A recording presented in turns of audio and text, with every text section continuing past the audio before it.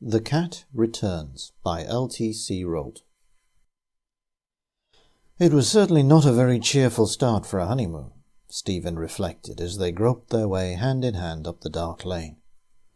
It was fortunate that both he and Myrtle possessed a strong sense of humour, and so could appreciate the humorous side of their predicament. It was just like the conventional opening of a mystery film. A newly-wed couple, a pitch-dark night of rain and wind, the car breaking down miles from anywhere, and now this tramp through the storm in search of shelter. How many times had he not sat in the warmth of a cinema and watched on the screen precisely this same sequence of events? But, whereas the benighted couple of the film story invariably arrived at some sinister moated grange, candle-lit and cobwebbed, the light towards which Stephen and Myrtle groped their way came from a far less romantic source.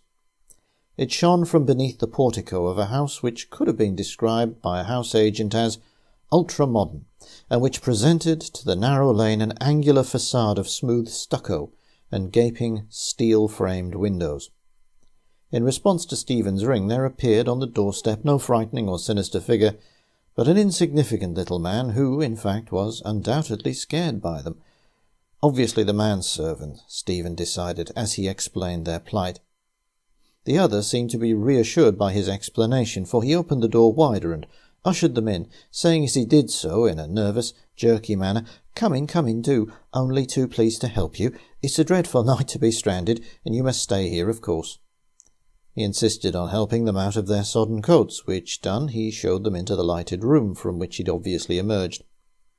It was expensively but tastelessly furnished in a style in keeping with the rest of the house, and a cheerful wood fire burned in the grate. The host had evidently been settled in an easy-chair by the fireside, for the cushions were disturbed. A decanter, siphon, and glass stood on a small table beside it, and a newspaper, hurriedly thrown aside, lay crumpled on the carpet. He motioned them to be seated. "Have you dined?" he inquired, and without waiting for an answer continued in the same nervous monotone, "Let me get you sandwiches. I'm afraid it's the best I can offer you at this hour." He silenced their protestations with a quick gesture. No, I insist. It's no trouble, I assure you. I will get fresh glasses, too. You must join me in a drink. You must both be chilled after being such a night out, and the whisky will do you good." He walked to the door. When their host had left the room, Stephen glanced enquiringly at Myrtle. "What do you make of him?" he whispered. She smiled. "I think the cat's away," she replied, "and the mouse is playing, sitting in Master's chair and drinking Master's whisky. No wonder we scared him. I'm surprised he didn't turn us away, but he's evidently decided to try and bluff it out. Obviously he's alone in the house, for if there was someone in the kitchen to cut the sandwiches, he'd be back by now. Most likely he's making up a bed for us, too." She paused and clutched his arm. "What's that?" Stephen chuckled and pointed to the telephone. "It's all right, my sweet, you're not in the haunted grange, remember. Everything's terribly dull and civilized. It was only the phone tinkling, the sort of funny little noise it makes when the exchange connects up by mistake and finds that it's a wrong number just in time. There it goes again. Perhaps there's something wrong with the bell, and it really is someone trying to ring through. The mouse doesn't seem to be coming back, so perhaps I'd better answer it." He picked up the receiver, but could only hear a confused whirring and crackling like wireless atmospherics. Thinking that after all it must be a false alarm, caused no doubt by the wind in the wires, Stephen was about to hang up when the noises suddenly ceased and a male voice asked abruptly, "Is Hawkins there?" The voice was hoarse and querulous, obviously that of an old man. Stephen thought rapidly. He felt sure that Hawkins must be their nervous host, and he had a shrewd suspicion that the caller was none other than his absent master. "Yes," he replied without appreciable hesitation. "If you wouldn't mind holding on a moment, I'll go and find him." "Don't trouble," said the voice. "Just tell him I shall return in the morning. He'll understand." "Who is it speaking?" asked Stephen, but there was no reply. He listened for a moment more, then set the receiver down and turned to Myrtle. "You were quite right, darling. Our good host, whose name is Hawkins, incidentally, is certainly the mouse in this establishment. The cat's just phoned up to say he'll be back in the morning. Sounds a peppery old devil, too. No wonder poor Hawkins is a bundle of nerves. He wouldn't wait for me to fetch him to the phone. Gave no name either, and I must say I was expecting him to ask who the devil I was and what I was doing in his house." "Hush," whispered Myrtle, laying a hand on his arm. "He's coming back." Stephen turned towards the door as their host reappeared, bearing a plate of sandwiches and 2 more glasses upon a tray, which he set down beside the decanter. Please help yourselves, he invited as he moved the table toward them and filled the 3 glasses generously. Stephen raised his glass. Good health, he toasted, and many thanks. You've saved our lives. But for you, we should most likely be spending a wretched night in the back of the car. The other smiled wanly in acknowledgment, but made no reply. Stephen sat down. There was an awkward pause, broken only by the sound of the rain lashing at the windows and the ticking of the clock on the mantel-shelf, which asserted itself for the first time. This is tricky, Stephen was thinking. I've got to tell him about the phone message somehow so that he won't suspect I've tumbled to his little game. I wonder how he'll take it. Bluff it out, I expect, and make some excuse for not being able to put us up after all. Or perhaps he'll make a clean breast of it and let us stay on condition we make a getaway before the old boy gets back.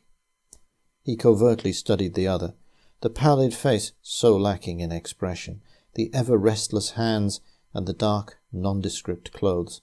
Every feature was self-effacing except the eyes. They were pale blue and slightly protuberant, and like the hands they were never still. For a moment Stephen intercepted their roving gaze, and somehow, behind their superficial nervousness, it seemed to him that there lurked a sort of furtive malevolence, like that of a cowed but dangerous animal. At length he cleared his throat and took the plunge. "Are you Mr. Hawkins, by any chance?" he asked, diffidently. He'd expected the other to make some little show of surprise, but if he'd suddenly whipped out a revolver, the effect could not have been more startling. The man shrank back in his chair, and the hand that had held the glass shook so violently that the whisky slopped over onto his knees. Poor devil, thought Stephen. The old boy must be a Tartar. For the other seemed to be quite panic-stricken by this innocent question, and fighting hard to control himself. "How do you know?" he managed to blurt out at last. Stephen smiled reassuringly. "Quite simple," he explained. "While you were outside, the phone went, and someone asked for Mr. Hawkins. I thought it must be you, and offered to go and find you. But whoever it was wouldn't wait, but just told me to say he'd be coming in the morning. I asked for the name, but he'd evidently hung up by then. He sounded to me like an oldish man." While he'd been speaking, the other had gulped down his whisky, which seemed to pull him together somewhat, for he replied with some show of composure. "Of course, stupid of me. I was expecting the call, but for a moment I was startled, because I couldn't think how you'd found out my name." "You're lying, and clumsily too," thought Stephen. "You never expected that call, and now you're trying to bluff it out.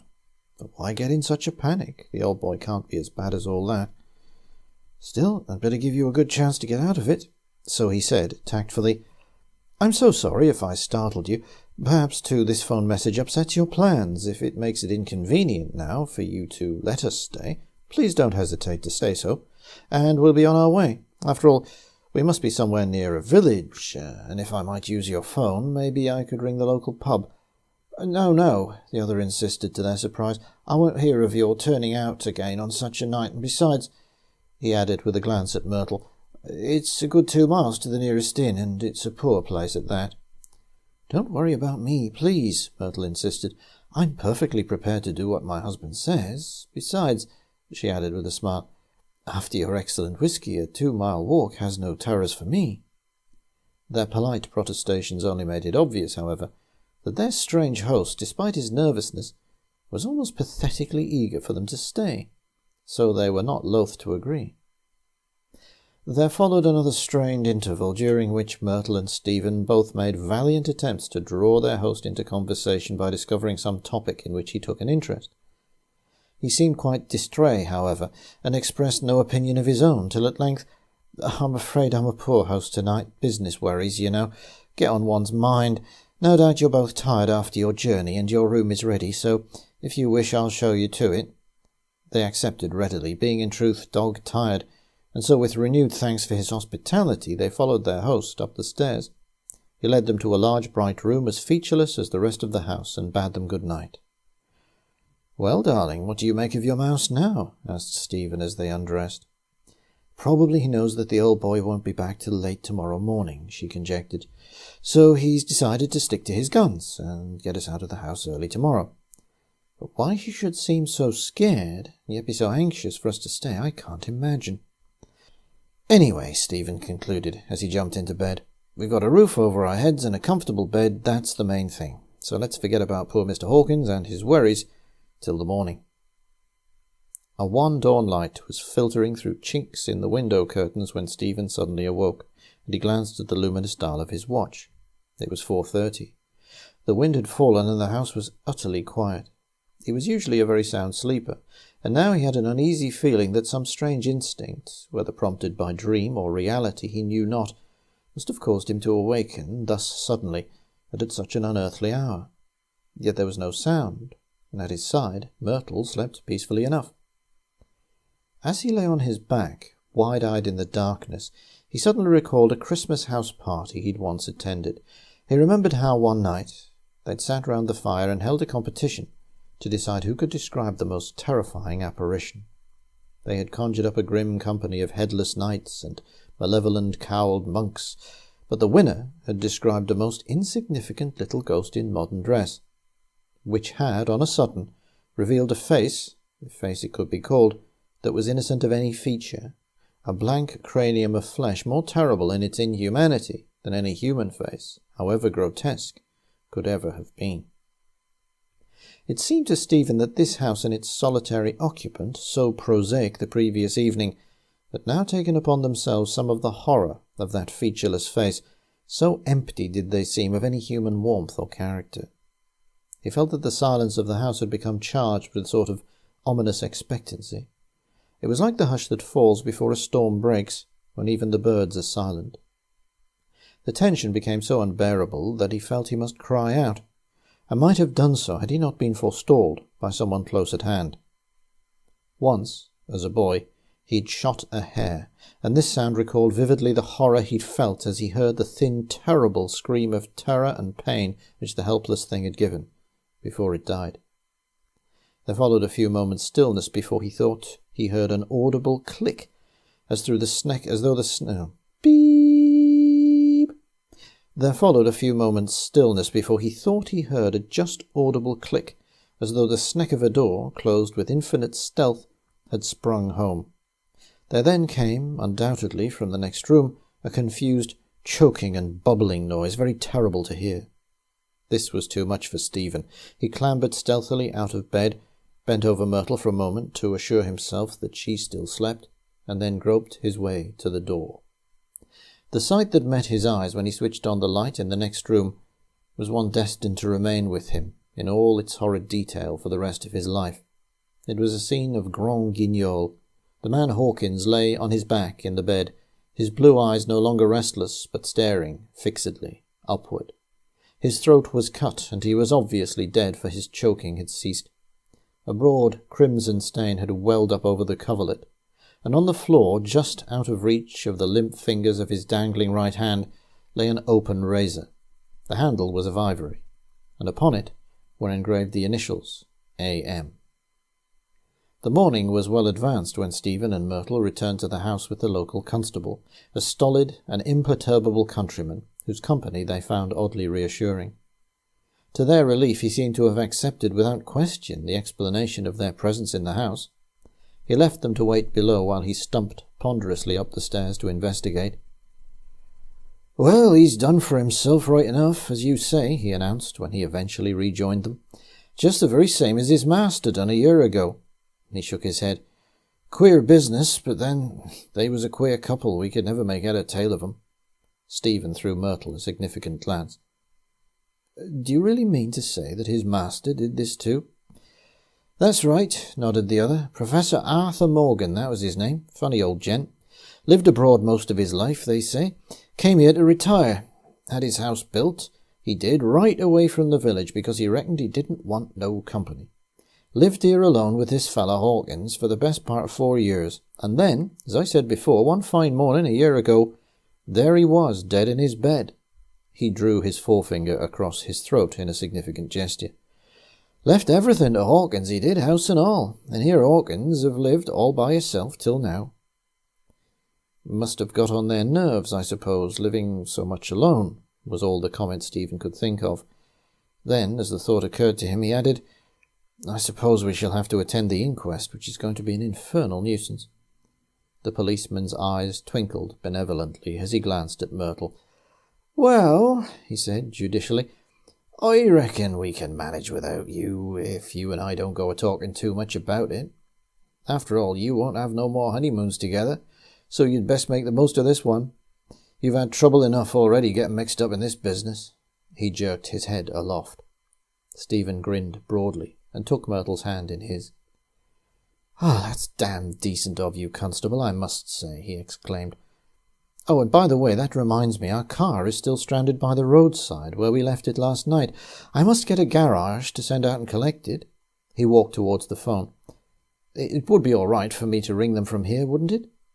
The constable smiled and shook his head. "I'm afraid you won't do no good there, sir," he answered. "I know because my daughter works on the exchange.